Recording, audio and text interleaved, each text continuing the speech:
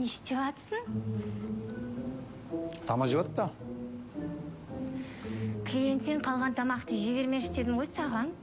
Қайта мен жесем ысырап болмасын деп жатыр. Мен өзім таңғалып жүрмін да, последи беремін мен.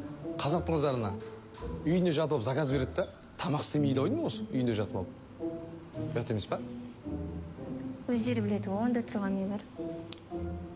Саған бір мүмкіндік болса, сен де үйде жатып алып заказ берейін дейсің ғой, Конечно. О, Тима? Тима, давай бүгін жұмыстан кейін айлығымызды жуайық.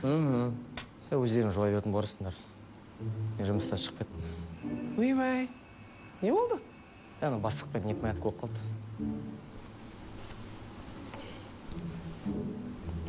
Значит, шешінбей жатсың, Тима? Шешіне берсін, өзі біледі ғой. Солай екен ғой. Айтпақшы, мына бауыржандарға курьер келіп қойды дейді. Соған барып көрсейін?